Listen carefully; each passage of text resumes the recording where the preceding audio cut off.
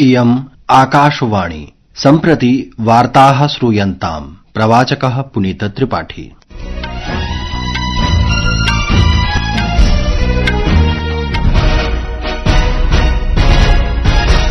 आदौ मुख्यवार्ताः।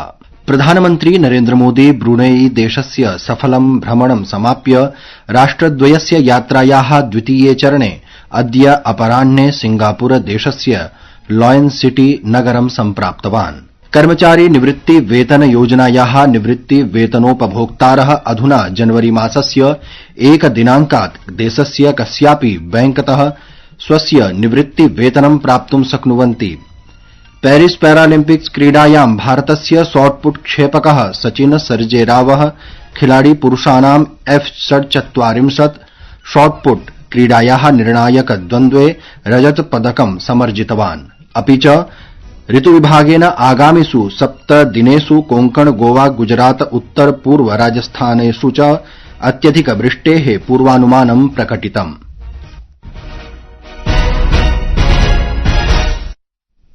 अथ वार्ताः विस्तरेण।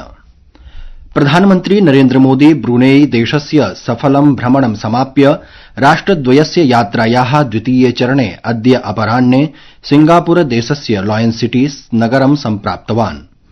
सिंगापुर देशस्य गृह कार्य विधि मन्त्रिणा के षण्मुगम इत्यनेन तस्य स्वागतं कृतम्।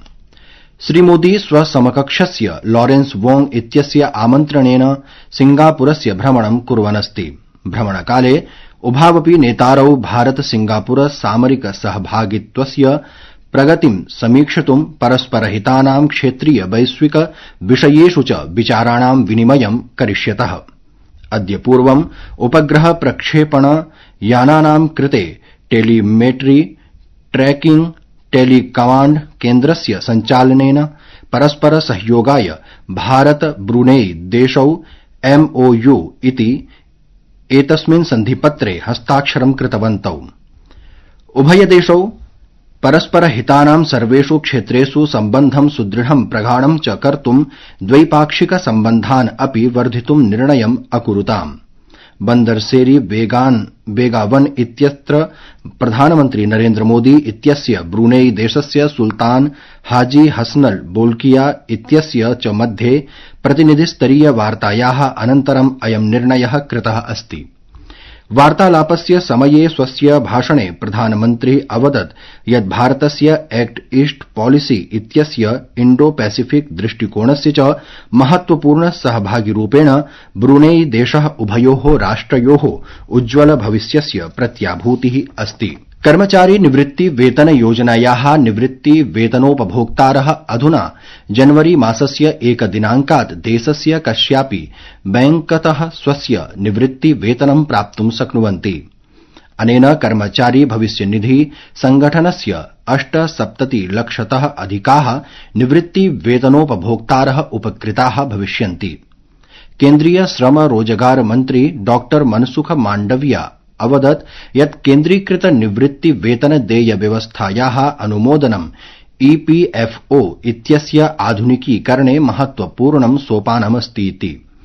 सः अवदत् यत् देशस्य कस्यापि बैंक शाखायाः निवृत्ति वेतन वितरणेन निवृत्ति वेतनोपभोक्तॄणां दीर्घकालस्य समस्याः समाप्ताः भविष्यन्ति इति। राष्ट्रपतिः द्रौपदी मुर्मू वर्या महाराष्ट्रस्य लातूर जनपदस्य उदगीर नगरे विश्व शान्ति बुद्ध विहारस्य उद्घाटनं राष्ट्राय समर्पणं च कृतवती। राष्ट्रपतिः विहारस्य अन्तः गौतम बुद्धस्य प्रतिमाम् अपि प्रतिष्ठापितवती। सहैव डॉ बाबासाहेब अम्बेडकर वर्यस्य प्रतिमायाः उपरि पुष्पमालां समर्पयित्वा श्रद्धाञ्जलिं प्रायच्छत्। अस्मिन् कार्यक्रमे पारम्परिक बुद्ध पूजा समारोहः आसीत्। उदगीर नगरे उद्घाटितः नूतनः बुद्ध विहारः कर्णाटकस्य कलबुर्गी नगरे बुद्ध विहारस्य प्रतिरूपमस्ति। एषः 15 हेक्टेयर परिमिते क्षेत्रे स्थितः अस्ति, यत्र 1200 अनुयायिनः निवासयोग्यं ध्यानकेन्द्रमस्ति। यूक्रेन देशे मन्त्रिमण्डलस्य सदस्यैः सह न्यूनातिन्यूनं 6 अधिकारिणः प्रत्याशिताः। प्रमुख सर्वकारीय प्रत्यावर्तन चरणात् प्राक् निज पदेभ्यः त्यागपत्रं प्रदत्तवन्तः। ये त्यागपत्रं दत्तवन्तः तेषु उपप्रधानमन्त्री यूक्रेन देशस्य राज्य सम्पत्ति कोषस्य प्रमुखाः च सम्मिलिताः सन्ति। राष्ट्रपतेः वरिष्ठतमेषु सहायकेषु अन्यतमः रोस्टॉलाव सुरमा अपि राष्ट्रपतेः आदेशानुसारं निष्कासितः। प्रियाः श्रोतारः, संस्कृतवार्तायाः संस्करणमिदम् इदानीम् आकाशवाणीतः प्रसार्यते। सममेव अयं कार्यक्रमः आकाशवाण्याः अन्तर्जालपटले www.newsonair.gov.in इत्यत्र अथ न्यूज ऑन एआईआर चलदूरभाषीय तन्त्रांशे अपि उपलब्धो भविष्यति। श्री गुरु ग्रन्थ साहबस्य प्रकाश पर्वे प्रधानमन्त्री नरेन्द्र मोदी देशवासिभ्यः शुभकामनाः प्रदत्तवान्। एकस्मिन् सामाजिक सञ्जालपटलीय सन्देशे श्रीमोदी अवदत् यत् श्रीगुरुग्रन्थ साहबः सम्पूर्णे विश्वे कोटिशः जनान् प्रेरयति, जनान् अन्येषां सेवायै परिचर्यायै च प्रेरयति। सः अवदत् समाजे भ्रातृत्वस्य सौहार्दस्य च भावं प्रवर्तयितुम् अपि जनान् प्रेरयति।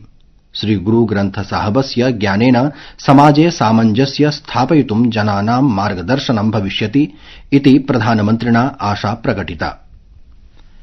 केन्द्रेण नागालैण्डस्य राष्ट्रिय समाजवादी परिषदः के निकी इत्यनेन सह युद्धविरामसन्धिम् एकवर्षं यावत् विस्तारितः।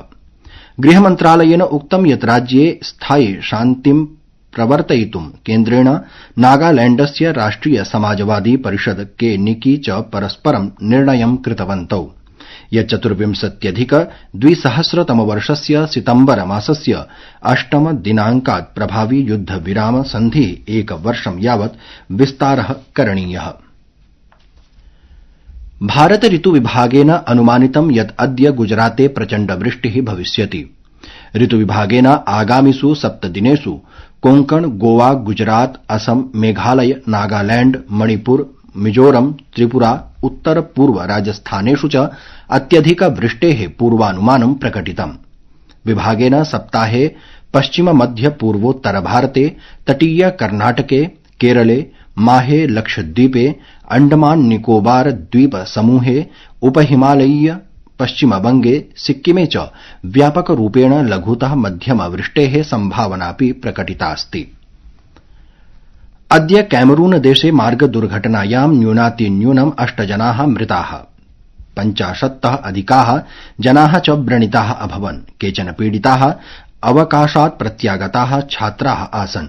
स्थायि आरक्षकाणां मतेन अस्य प्रदेशस्य डश्चांग नगरे द्रुतगत्या गमनं कुर्वताम् अनियन्त्रित बस यानस्य कारणात् दुर्घटना अभवत्।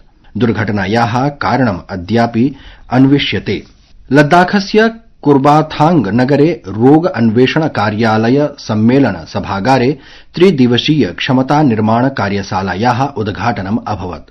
लद्दाख कौशल विकास मिशन इत्यस्य अन्तर्गतं मण्डल कौशल समित्या अयम् उपक्रमः पशुपालन विभागेन सह सहयोगेन सम्पूर्णे कारगिल मण्डले दुग्ध उत्पादनस्य, पशुधन प्रवर्धनस्य च उन्नतेः कृते स्थानीय दुग्ध कृषकाणाम् आधुनिक पद्धतीनां सशक्तीकरणार्थं च परिकल्पितः अस्ति। अस्मिन् कार्यक्रमे आधुनिक दुग्ध प्रबन्धन तन्त्राणि, रोग निवारण नियन्त्रणं, दक्ष दुग्ध उत्पादनं, पशुधन स्वास्थ्यं, उत्पादकतायाः च उन्नतेः रणनीतिः चेत्यादयः महत्वपूर्णाः विषयाः व्यापकरूपेण अन्तर्भवन्ति। पेरिस पैरालम्पिक्स क्रीडायां भारतस्य शॉटपुट क्षेपकः सचिन सर्जेरावः खिलाड़ी पुरुषाणां F-34 शॉटपुट क्रीडायाः निर्णायकद्वन्द्वे 16.32 मीटर परिमितं यावत् वॉलोपिंग इति क्षेपणं कृत्वा रजतपदकं समर्जितवान्। तत्रैव भारतीय पैरा बैडमिंटन दलम् अद्य 24-अधिक-2000तमवर्षस्य पेरिस पैरालम्पिक क्रीडायाः गौरवपदकैः सह भारतं प्रत्यागतम्। दलेन उत्कृष्टतायाः, यथार्थभावनायाः च प्रदर्शनं कृतम्। इति वार्ताः।